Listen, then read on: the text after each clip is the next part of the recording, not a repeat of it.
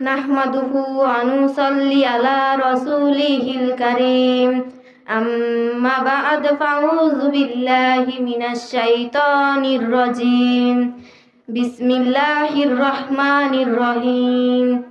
আলহামদুলিল্লাহ, সমস্ত প্রশংসা সেই মহান রবের প্রতি যে মহান রব আমাদের সৃষ্টি করেছেন এবং এই তামিরুল মিল্লাত মডেল মাদ্রাসার অনুষ্ঠানে আসার, বসার এবং কিছু কথা বলার তৌফিক দান করেছেন।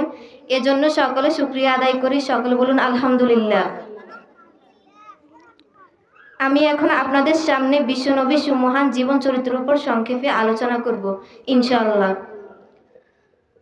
সর্বকালের, সর্বযুগের সর্বশ্রেষ্ঠ মহামানব, সাইয়্যিদুল মুরসালিন, আশরাফুল আম্বিয়া, নবিকুল শিরোমণি, নারী আন্দোলনের অগ্রদূত, সাম্যবাদী মহান নেতা, বিশ্ব মানবতার মহান শিক্ষক, মহানবী হযরত মুহাম্মদ মুস্তাফা সাল্লাল্লাহু আলাইহি ওয়াসাল্লাম 570 খ্রিস্টাব্দ দিয়ে 12 রবিউল আউয়ালে সোমবারে দুনিয়ার বুকে আবির্ভাব ঘটেছিল। নবীর জন্মের 6 মাস আগে আব্বা আব্দুল্লাহ ইন্তেকাল করেন। নবীজি সাল্লাল্লাহু আলাইহি সাল্লামের বয়স যখন 8 বছর, তখন তার মা আমিনা ইন্তেকাল করেন। নবীজি সাল্লাল্লাহু আলাইহি সাল্লাম এবার দাদা আব্দুল মুত্তালিবের কাছে লালিত পালিত হতে থাকে। নবীর বয়স যখন 8 বছর, তখন দাদা আব্দুল মুত্তালিব ইন্তেকাল করেন। নবী এবার দুনিয়ার বুকে এতিম হয়ে যান।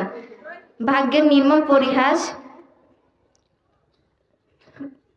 নবী সাল্লাল্লাহু আলাইহি সাল্লামের বয়স যখন 8 বছর, তখন দাদা আব্দুল মুত্তালিব ইন্তেকাল করেন। নবীর এবার দেখভাল করার দায়িত্ব নিলেন চাচা আবু মুত্তালিব। শিশু নবীর সুন্দর ভাষা ও সততায় মুগ্ধ হয়ে আরবের বৃদ্ধ আবাল বনিতা আল আমিন আস-সাদিকু নামে উপাধি দেন।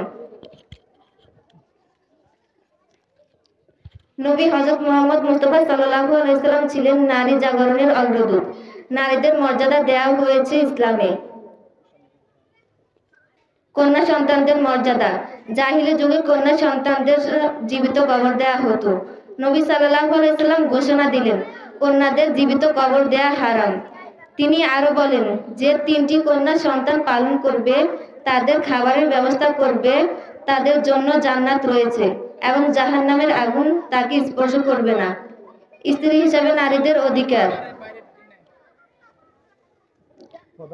জাহিলের যুগে স্ত্রীদের সাথে দাসীর মতো আচরণ করা হতো।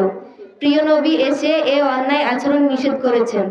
আল্লাহ তাআলা সূরা বাকারার 228 নম্বর আয়াতে বলেন, পুরুষদের যেমন স্ত্রীদের উপর অধিকার রয়েছে, তেমনি স্ত্রীদেরও স্বামীদের প্রতি অধিকার রয়েছে।